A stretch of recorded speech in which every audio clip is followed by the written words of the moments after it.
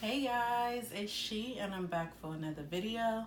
I know it's been a while, but the reason why is because in my house I didn't have a set place to film. So every time I wanted to film, I had to set everything up and then bring it back down. Set everything up and then bring it back down. And as you can imagine, that just became exhausting. And so recently I just moved everything around so that I would have a set place. So now I do, and I can just come and plop down whenever I want to film, and here we are. So behind us, you can see there's a blank wall. I will be decorating this wall. I'm coming up with ideas now. I've been looking at Pinterest and Etsy and room tours on YouTube to get ideas because right now it's really just a blank canvas. So in the future, you will see this wall behind me change probably several times until I get it right. But for right now, today's video is about vintage bags. So if you are watching my channel and you are watching this video, I'm sure you are a lover of handbags because that's generally what I talk about. I am obsessed with bags. And so right now there's a craze on vintage. Everybody loves vintage now. There are certain bags that are making a comeback, and then there are other bags that's not necessarily in style, but you can make it work depending on your personal style. So I'm just going to go over the very few vintage pieces that I have, and then I'm going to tell you guys about the bags that I want and I don't have yet and why I haven't gotten them. So first up, I want to tell you guys about my very first vintage piece, which was this. I love this thing so much. This is the Louis Vuitton Alma PM. And you can tell by the shape that it is the old one because the new one looks like it's the same exact shape, but it's not. It's a little bit more rounded. It looks very beautiful. Those very minute changes that they made to the shape of the bag makes a huge difference. And it's so small that really sometimes you look at the bag and you can't even tell that the shape is different, but it is a little different. But anyway, this is the PM. I've had it for maybe 5 years now, and since this was my first piece, when I got this bag, I was like, oh my God, I'm gonna get the most beat up one that I can find for a good price, and I'm gonna fix it up. I'm gonna take it in and have them redo the zippers, and I'm gonna clean it, and I'm gonna do all these. Listen, when I got this bag, I was like, no, that's not what I wanna do. I wanna enjoy my bags, and it's not really my personality to like clean things up and make it beautiful again. That's just not for me. I want something that I can enjoy. So when I got this bag, I did get a very beat up one. The canvas the leather at the bottom has a lot of water stains, which I did clean a little bit with Loving My Bags way back when I got it. Like I said, like 4 or 5 years ago. And that was all I did. I thought that I would like take it in and get the zipper fixed, but I didn't want to do that because the zipper is, and excuse my nails guys, they're very damaged from acrylics. So I'm trying to grow them back, and I've been wearing press-ons, but I took them off. So my nails are like really jacked, so really excuse that. But anyway, like the canvas is really soft at the top, so I did not want to get the zipper redone because I don't know if it's gonna mess up the canvas further. Them taking the zipper off and then putting a whole new one on. So I just left it the way it was. The zipper is very, very tarnished. But now, all of these years later, I like that look. I like the weathered look of this bag. I like the weathered look of actually a lot of vintage pieces. Not all, and I'll talk about that when I finish showing you my bags. There are some vintage pieces that I just can't do when it comes to like how someone did not take care of their bags, especially the inside of it. But this bag came amazingly beautiful on the inside. The canvas is good. It's just very soft, especially at the top where the zipper, so you can't really stuff it or you'll mess up the shape. The leather is very bruised and has not been taken well care of by the person who had it before me. But like I said, I did clean it a little bit, and now all these years later, it doesn't bother me. I usually just zhuzh it up with a little twilly, make it nice and pretty, and I did go ahead and get my name hot stamped. So this was my first old ass bag, if you will. And all these years later, I'm still in love with it. I would never get rid of this bag. One, because it's just not worth it to get rid of it. You're not really going to make a profit because the bag is so old. You're not going to make a profit because the bag hasn't been well taken care of. You're not going to make a profit because they changed the shape probably several times since now. So why would a person buy this one unless they just love vintage, when they can just go and get a new one that looks better? You know, so you're not going to make any money when you sell a lot of these vintage bags. So really, you buy them because you want them, because you have a love for them, because you feel like, oh my God, this is a piece that I've been wanting for so long, and I finally got my hands on it, and you feel like you won. You know, so these aren't pieces that I'm going to get rid of because why? You know, so this was the first one I ever got. I'm still in love with it to this day. I will never get rid of it. I hot stamped my name on it, and every time I see it, it's just, and I'm not a very sentimental person, but this bag, I don't know why, it just really means something to me. It's not like it was the first bag I ever bought when I like graduated from school. It doesn't have those type of memories, but there's something about this bag that I really, really like feel a connection to. Is that weird? I feel like that's weird because I can't even articulate why I feel that way, especially considering I'm not a sentimental person. But I really love this bag. I do. And I normally don't get my name hot stamped on my bags. I think I've done it maybe twice, and I have my agenda hot stamped, but I normally don't do that. But this one, as soon as I got it, I took it right away. I think even before I cleaned it, I took it right away and got it hot stamped. And I really love this bag. I feel like the Alma PM, and I feel like the Speedy, no matter how bad the leather looks on it, these bags will always look classic and beautiful. And I feel like the Speedy and this Alma PM, the more weathered it becomes and the darker the patina it becomes, it looks so classy.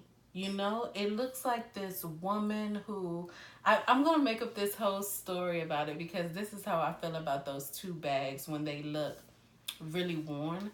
I feel like it looks like, you know, this young 20-something woman who's a fashionista, but maybe she doesn't have that much money, but she finds a way to go to brunch on Sundays with her girlfriends, and they just kick their feet up and they talk and they laugh, and then she takes her bag and she goes home feeling like $1,000,000, even though she might only have $5 in her bag, but she feels like $1,000,000 because of this bag and because of her lifestyle. I feel like when you look at these memes on Instagram, and I'm all over the place, but this is really how I feel. I feel like when you look at these memes like on Instagram, they make you feel like, oh, don't be that girl with, you know, the $3,000 bag with only $3 in her bag. And I get that. Save your money. Don't go into debt for bags. I get that. But I also feel that when you get your first job and you've been wanting this bag for so long and you saved up to get this bag, even if the bag you got was used, even if the bag you got was like from an estate sale and is damn near older than you, this bag really means something to you. It's an accomplishment, you know. Some people look at it and like, it's just a bag. It's an accomplishment. So anyway, I got off topic, but This bag is that for me. I don't know why. I can't articulate why.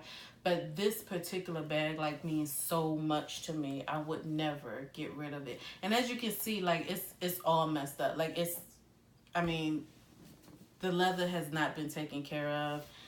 There's no lock and key. It's tarnished, but this is my baby. I love it. So the next bag is, it's so funny to me that I even got this bag, that I even wanted it. Because when I saw this bag, I was like, that bag is mine. Like, I gotta get it. It's so funny to me because growing up, I hated this brand and I hated this canvas. And it is the Fendi Zucca. Now, this bag is everything to me. Like, it is so beautiful. It's so gorgeous. Of course, you can adjust the straps, but I actually like the strap at this length because you can hold it like this or hold it like this. I feel like I like this bag better like that than on my shoulder. But if I wanted to wear it on my shoulder, of course, I can adjust the straps and, you know, make it like so. But growing up, I hated Fendi print. Excuse me, you know how when you look at a color and the color is clearly, okay, so I used to have this car, right? And the car was blue. I hate the color blue. I don't know why I got that car. But anyway, the car was blue. My parents, both of them, swore up and down that car was silver. That's what they saw when they looked at that car. My room is gray. You can see it's gray behind me. But sometimes when I look at this wall, I see like a hint of lavender, right? So there are certain colors that you might pick up. The way you see that color, you might pick up another color in it. And other people might not see it. Growing up, I knew that this was brown. But my eyes picked up green. Like a green undertone. Like I knew it was brown, but my eyes told me that bag has like a green undertone or something, and I did not like it. I hated the print. I hated the material. I just didn't. It looked cheap to me. Here we are all these years later, like literally 15 years later, and this particular bag is everything to me because I've seen other bags in this print. The smaller ones, the ones that are a little bit more rounded, like a croissant. They might be like, how do you say it? Like, you know how when you draw a flower, you just draw, you know, a bunch of circles? There's a Fendi bag that's shaped like a half circle on the bottom, and then it's kind of like, I don't know how you say that, but it's kind of like coiled on the top. Don't like that bag. Don't like the smaller ones, but this particular one I absolutely love. Of course, I got it for a great price because nobody freaking wants these bags now. You have to get these bags when nobody wants them. Get them when you want them. Get them when they're not in style. Get them when no one's checking for them. You're gonna pay pennies for these bags, and they're bags that you can keep forever, whether they come back in style or not. Who cares? You like the bag. I love this bag. And because it's such a dark color, I mean, it's brown. And the funny thing is I no longer see that green. But this bag is brown. I can wear it all the time the same way you wear the Louis Vuitton Damier bean print. Wear this print all the time. Now, the thing about the material, I'm not sure how it's going to keep up in the rain. I probably would not wear it in the rain. I don't think it would necessarily mess up in that type of weather. I just feel like I wouldn't want to take it if it's pouring down raining. But I mean, I look at this bag and it's everything. It's everything. Like, you cannot tell me this bag is not gorgeous. You can't tell me that. But anyway, that's my second bag. And the last one is one that everybody is going to recognize. And that is the DIOR. This one is the double saddle bag. And this is in the green color. When I saw this bag, I knew that I wanted it. I like the fact that it was the double saddle, because the double saddle obviously is a little bit bigger, because you have these, instead of just having one rounded part and then it goes straight up, you got two. So you can kind of fit your things in both sides of this bag. So this bag is a little bit bigger. I like that. It still has the same pocket on the back that the one-sided saddlebag has, and it's actually a pretty big pocket. So this bag came to me in okay condition. The material is great. This is a little crooked, which doesn't bother me. I can easily straighten that out by hanging something heavy on it, or laying something on top of it, or putting a towel over it and kind of go over it with the I iron a little bit just to heat it up and soften the leather, which I probably wouldn't do. I would rather lay like a book or something on top of it. But this part being crooked doesn't bother me, because like I said, it's an easy fix. What does bother me is the hardware is very tarnished. Like, I don't know how well you can see that, but it's like very tarnished. I can clean it. It's not that big of a deal. But if I didn't want a bag where I would have to do anything to it, I would have to send this back, because the hardware is just really, really bad. Like really, really bad. I don't think you can really see how bad it is, but the hardware is really bad. The canvas is fine. Even the interior of the bag, oop, I hit myself in the mouth. Even the interior of the bag is pretty good. It's just the hardware that's really nasty, and I have to clean it.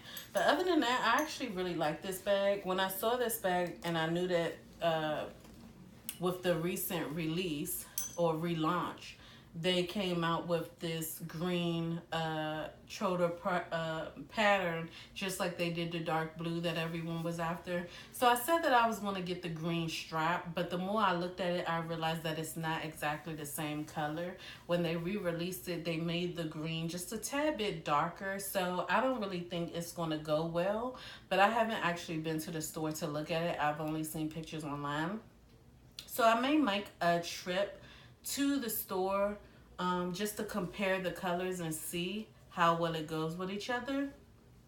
I might end up getting that strap, or what I might do, whether the color is exactly the same or not, I might get the little scarf that they have that's similar to a Louis Vuitton bandeau or an Hermes twilly, and I might just tie it on the strap. But these are the only bags that I have, the only vintage bags that I have. And these are kind of the only ones I want. There's two more bags that I want, but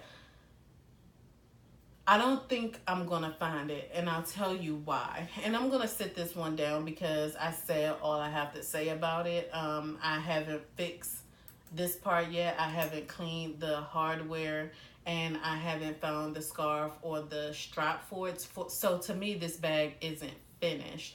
This bag is finished because, like I said, I always wear this with the twilly, and that's enough for me.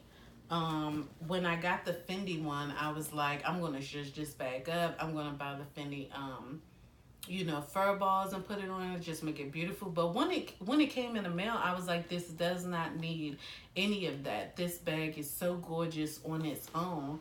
I don't need to charge it up, as Melissa Soldera would say. So I'm not going to do anything with the Fendi bag as far as zhuzhing it up. I feel like it looks good on its own, but this one to me needs to be zhuzhed a little bit. So I'm going to have to find that scarf, or a scarf that looks good with it, or the strap. So for right now, this bag isn't finished to me, because it needs to be cleaned and it needs to be zhuzhed up.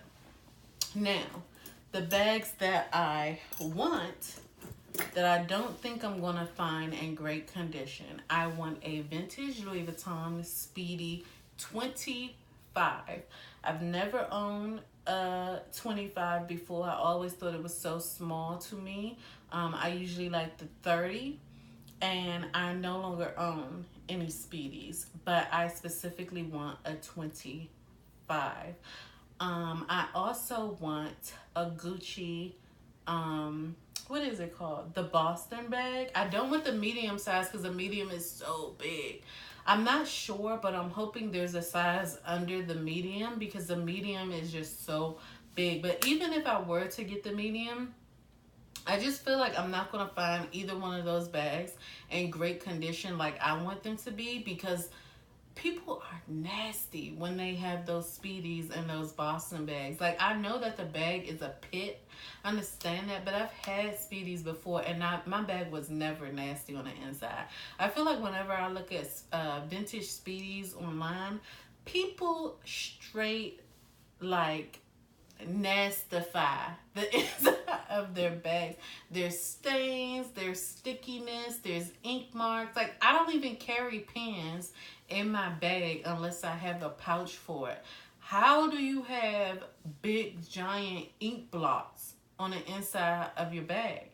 How do you have juice stains? I understand a lot of women have kids. You probably carry snacks and stuff for your kids, but I just cannot buy a vintage bag that is a pit on the inside where I feel like I can't see all of the nooks and crannies of the bag because it's basically a black hole and something gross might be in it. So those are the two bags that I really, really want. And I've almost pretty much given up hope of finding those bags because I just feel like I'm just not going to get them like I want them. But I'll keep on looking for it because I want it. But anyway, I've gone on and on and on rambling, talking about all kinds of things, making up stories about the type of woman who goes to brunch. You guys are probably tired of listening to me talk, but I just wanted to get this video out because I'm loving vintage right now, and also because I've been gone for about a month. So I wanted to get this video out. I wanted to let you guys know that more videos are coming. I didn't forget about you. I still love YouTube, but things get in the way. But anyway, guys, until next time, enjoy this video, and I'll see you again.